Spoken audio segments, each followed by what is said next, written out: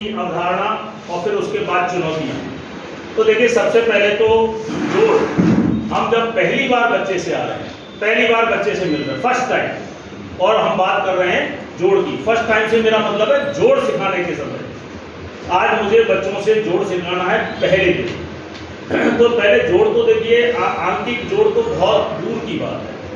3+4 या 5+7 ये बहुत अभी काफ़ी समय बाद वहाँ पे पहुँचना है। सबसे पहले जोड़ है क्या, जोड़ की संकल्पना, उसकी अवधारणा उसके मन मस्तिष्क में पहले आपको स्थापित करनी है। इसके लिए आपको मैथमेटिकल चार्ट दिए हुए हैं, दूर पास, आगे पीछे, ऊपर नीचे, दाएं बाएं, छोटा बड़ा, ये सब चार्ट जो है आपको ऐसा लग रहा होगा कि ये हिंदी के हैं। मैं भाषा जरूर हिंदी की बोल रहा हूँ, लेकिन जो मैंने शब्द बोले वो कहीं ना कहीं मैथ्स को टच करते हैं, गणित को टच करते हैं। इससे गणित कैसे जुड़ेगा?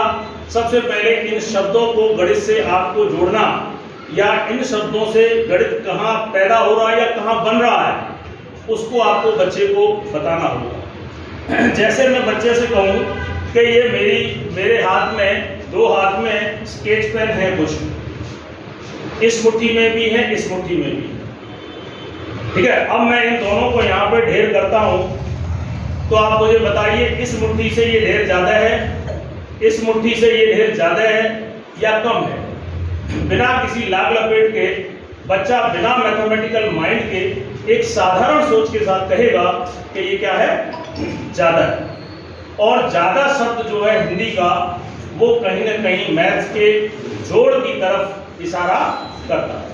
अगर इसी ढेर में से मैं ये कह दूं कि मैंने इस ढेर में से उठा के दो जगह कर दिए और मैंने दो ढेर बना दिए, तो जो पहले वाला जो मेरा ढेर था उससे इन ढेरों में संख्या कम हो गई या ज़्यादा। तो बच्चे के दिमाग से हिंदी का फिर एक शब्द निकलेगा, कम।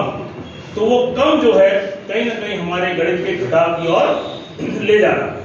इसी चीज़ को मैं अगर दूसरे शब्दों में कहूँ, अगर बच्चों से कहूँ बेटा ये मार्कर और ये मार्कर, अगर इन दोनों मार्करों को मैं चिपका दूँ तो जो बड़ी या घटी, तो क्या बोलेगा बच्चा?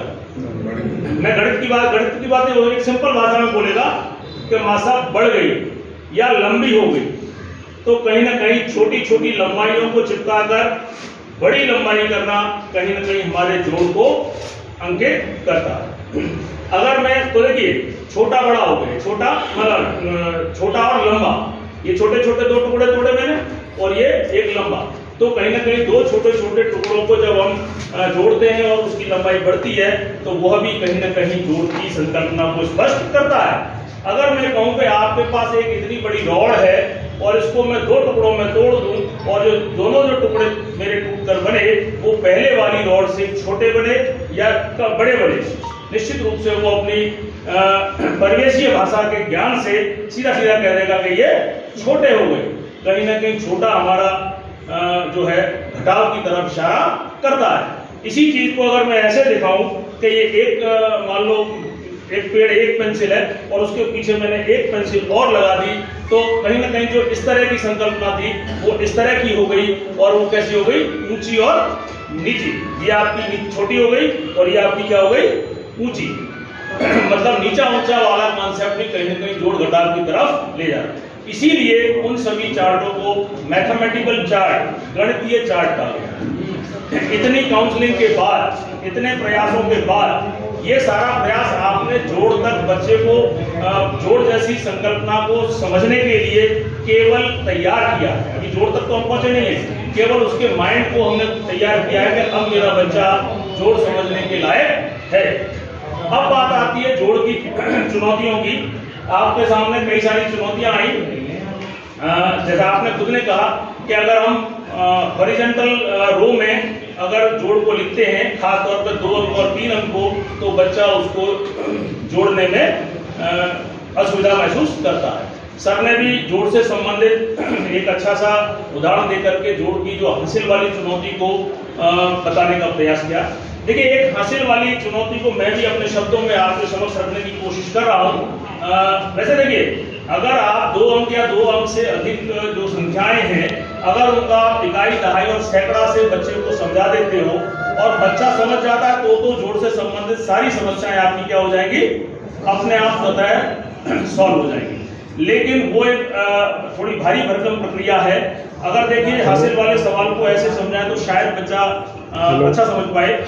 एक आप एक कोई पात्र ले लीजिए जिसमें 10 आइटम, 10 से ज्यादा ना, आप ऐसा कोई भी पात्र ले लीजिए जिसमें कोई भी छोटे छोटे टुकड़े डाले जाएं, चलो कर रहे हैं तो उसमें 10 आ जाएंगे, 10 से ज्यादा ना आ पाए। तो मैंने मान लीजिए उस बच्चे को 11 या 12 कोई चीज दे दी। मान लीजिए आपकी मैथमेटिकल किट में क्यूब्स है, मैंने 12 क्यूब्स दे दिए और एक पात्र ऐसा दिया जिसके अंदर अधिक से अधिक 10 क्यूब आ सकते हो। उसने 1 डाला, 2 डाला, 3 डाला, 10 क्यूब डाल लिए। 10 क्यूब के बाद बच्चा 11वें क्यूब को उसमें डाल नहीं पाएगा। आप उससे कहिए बेटा प्रयास कर इसमें घुस जाए, लेकिन वो किसी भी परिस्थिति में 11वां क्यूब घुसने की स्थिति में नहीं होगा। बच्चे से कहिए बेटा यहीं से हासिल शुरू होता है। अगर आपके इस पात्र में मैक्सिमम क्षमता 10 की है और जब भी 10 खत्म हो जाए आप समझ लीजिए कि आपका क्या होगा, यहाँ से हासिल शुरू। पहले हासिल का कॉन्सेप्ट समझाइए। हासिल का मतलब 10 का मतलब फिर उसको ले जाइए 10 से दहाई, 10 का मतलब दहाई, धीरे धीरे दहाई को बाद में ले जाइए।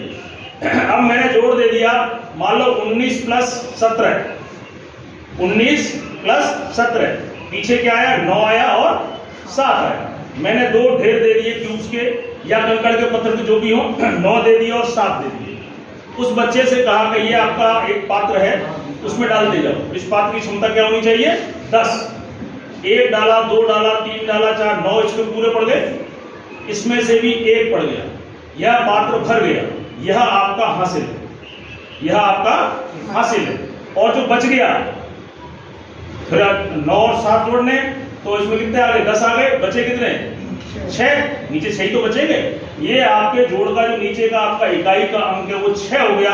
और यह पूरा पात्र एक इकाई के रूप मतलब एक पूरे पात्र जिसमें 10 आइटम है वो आपका हासिल हो गया। एक पात्रों की संख्या हासिल हुई, पात्र के अंदर जो गोटियां पड़ी हुई है वो नहीं, एक पात्र पूरा भर गया तो वो हासिल हो गया।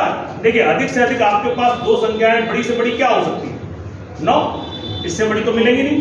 9 और 9 का जोड़ कितना होगा, 18, यानी कि एक पात्र आपका पूरा भरेगा और 8 आपके रह जाएंगे। वो 8 जो है आपका नीचे इकाई, और जितने पात्र भरे गए, जितने का एक ही पात्र भरा जाएगा क्योंकि 9 से बड़ी संख्या आएगी नहीं, तो आपका हासिल क्या रहेगा वहां पर, 1। तो इस तरीके से कहीं ना कहीं पहले आप हासिल का कॉन्सेप्ट क्लियर करिए और फिर उसको धीरे धीरे इस पात्र से फिर आप धीरे धीरे उसको दहाई, इकाई पे जाएंगे तो शायद, क्योंकि दहाई का शब्द वो यही सुन रहा है,